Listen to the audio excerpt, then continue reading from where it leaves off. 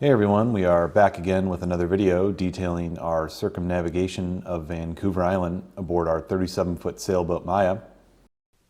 In previous videos, we've traveled 678 miles over 31 days to where we are now in Columbia Cove. In the last episode, we rounded Brooks Peninsula, a major milestone for this trip and for us. In the previous episode, we also discovered salmon fishing is harder than it looks. First attempt resulted in this lure getting it all tangled up. This is the biggest, nastiest knot. Picking back up the story, we continue south from Columbia Cove towards our destination, Dixie Cove.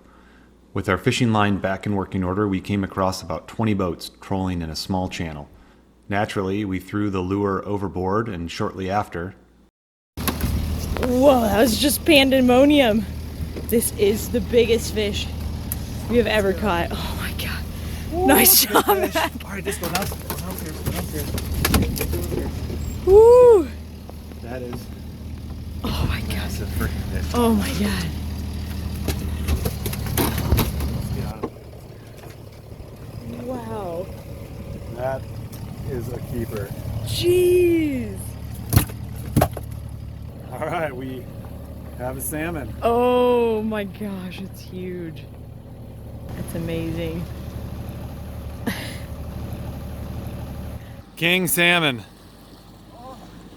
Gonna be eating like kings for days.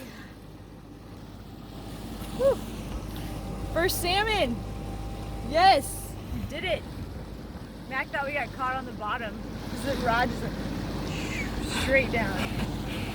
Okay, this is our first attempt at filleting a salmon. This is the first steak. It's not a very pretty cut, but Well, we've never done this before. yeah. But I mean, look at the size of that I'm gonna thing. try to cut off a little more on him. There's so much. Oh, it's gonna be delicious. Okay, so we just got done filleting the fish, the first salmon that we've ever caught. And then I cut open his stomach, and I couldn't believe it. No wonder people fish with hoochies, because that is definitely what they eat, these little squid things. He had 3 of those in his stomach. And this is about the size of our lure. I'm gonna go to the bait shop and I'm gonna go get some hoochies that have some pink flecks in them, because that is what this guy's been eating. Alright, let's get this guy in the crab trap. Yep. Catch some Let's more do food. it. That's right. We're gonna go see what's happening on the ocean floor in the crab trap. So here we go. Sorry about being upside down. I'll fix that. Here, I'll just fix it now. As you can see here, we are using the salmon carcass as crab bait.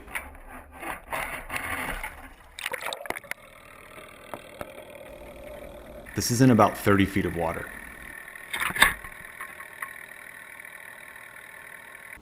Almost immediately the crabs showed up.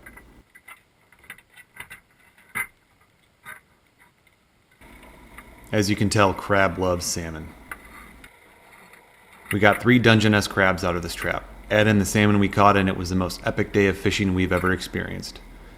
Being able to live off the sea and eat really well is one of our favorite parts about cruising in British Columbia. Now back to the story. We were anchored in Dixie Cove when we received news that a major storm front was coming in.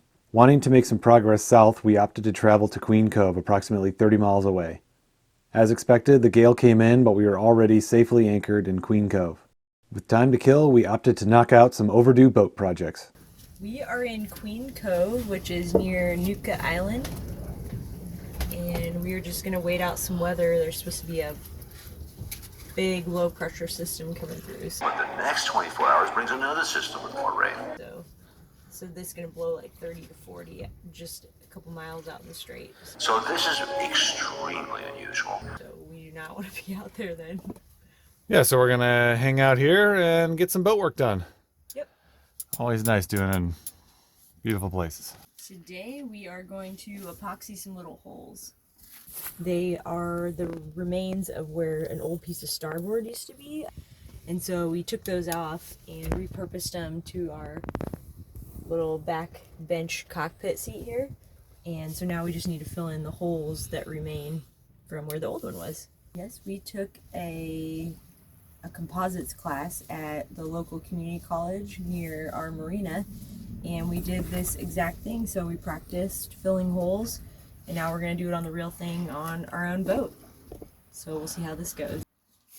Put in some resin, and then I put in equal amount of the hardener. Now we're just mixing this up. So we're going to put in a little bit of this thickener into it. My God. Ooh, it's windy. We've got a gust coming. Okay, this looks pretty thick.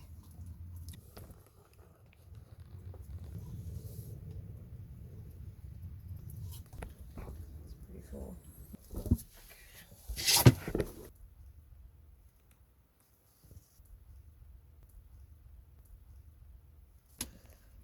Number 2. The best part, scratching it off the list. So satisfying. There's a list growing over here. Oh boy, these are bigger jobs. Oh yeah. Heyo. After completing our boat projects, we relaxed for a few days while we waited out the windstorm. Once the wind subsided, we had a decision to make. Nuka Island is a large island directly west of Vancouver Island, providing an inside passage on its northern shore. From our previous experiences along the coast, we thought it wise to use the more protected inside passage Nuka Island provided. Additionally, on the inside route, there were 2 settlements, Zeballas and Tahsis. Opting for the inside passage, we made our way to Zeballas, only to find a tough anchor situation. How shallow is it? Oh, now I can touch. Okay. All right, so it's... So, Yeah, not a whole lot of margin for error there, and we're... yeah. Ooh, seeing 2 feet under the keel is scary. It's just a little too close for us. Yeah, it just drops off dramatically, just so... We're just like right on the ledge. Yeah, this is probably the closest margin of error, Yeah. I suppose, that we've had to, as far as anchoring goes. Right. We're going to monitor the situation closely. While there wasn't a whole lot to see in Zeballas on shore, the docks were full of commercial fishing boats. This is pretty cool. So this is like the fishing fleet here. There's like just incredible fishing around here, and it shows because let's look at all these just awesome boats. And then the fish processing plant is like right there. Actually, right, yeah, it's right there. Very cool.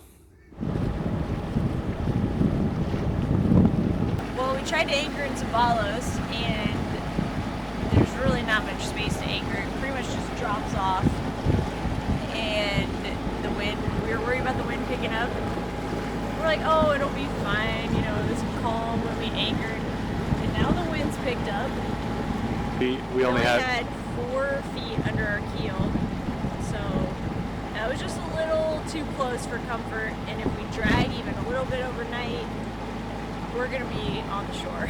And that would be very unfortunate. So instead of taking that chance, it's only like 5 o'clock in the evening. We've got plenty of daylight. We're going to go try a different anchorage, and hopefully that'll work out. What we found was another difficult anchoring situation. So we didn't like our spot in Zeballas, so we moved to another bay, but unfortunately the water that we're in here is super deep. We did find a little place to set the anchor, but the swing room would not allow us to go. I mean, we couldn't swing into shore there. So Jenny is running a line to shore. We're going to stern tie. That line is attached to the end of the boat here, and that'll make it so we don't swing over into shore. So not the best anchoring setup, but surely better than Zeballas. After a peaceful evening, the following morning we got ready to head to Tahsis.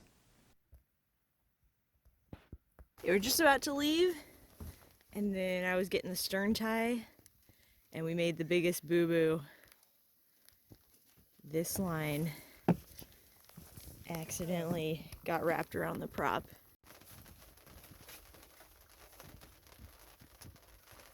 Mac is getting his wetsuit on. He's about to go diving.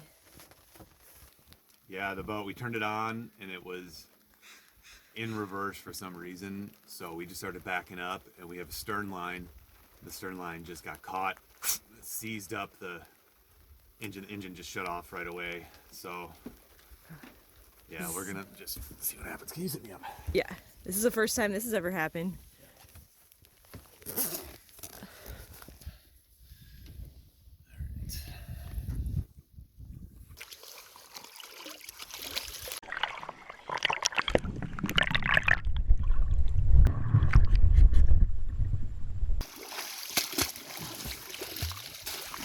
Yeah, it's wrapped up. Pretty bad. I don't think so. It looks pretty straightforward to undo, but I'll probably need more slack. In the line? Yeah. Do you want me to like go undo the stern tie then? Yeah. Okay. All right, we're free. Just kind of shredded off the first layer of the rope down there. But no longer wrapped around the prop. Yeah, I was not expecting that today. Well, let's see if the engine will turn on now.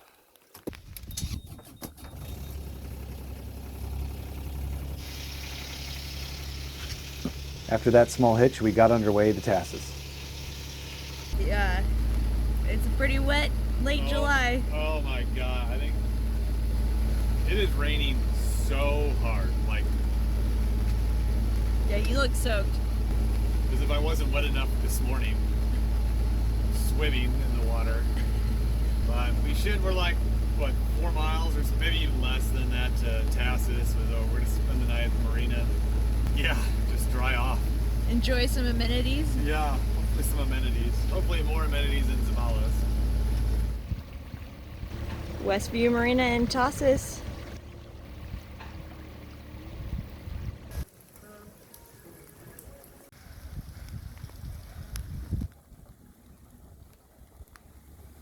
There's Maya, the only sailboat at the dock. Tahsis is a sports fisherman's paradise. People come from around the world to fish here, and the marina is set up just for them. While we thoroughly enjoyed the amenities in Tahsis, after one night we decided to head south to the southern tip of Nootka Island.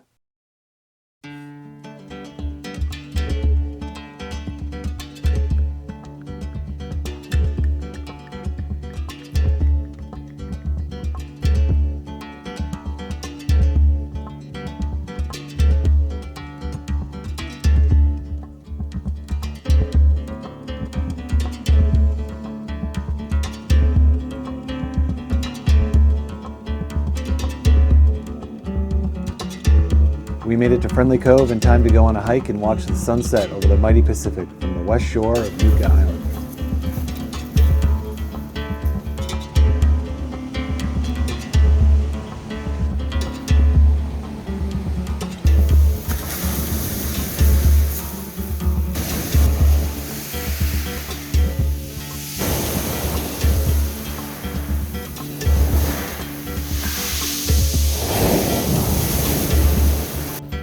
This is a good place to stop for now.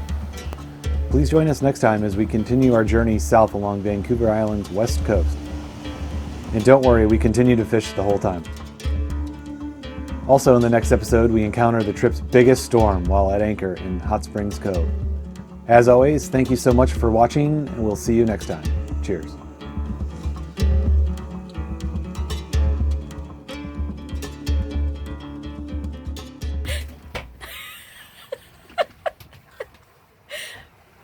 Maybe we've been at sea too long. How have we not discovered this yet? We've been on this boat forever, and we didn't know this was a perfectly sized hat. We have 4 hats aboard. New style, you know? Mac asked for his hat, and I threw him the closest thing I could find. When you sail, you have to wear a proper hat.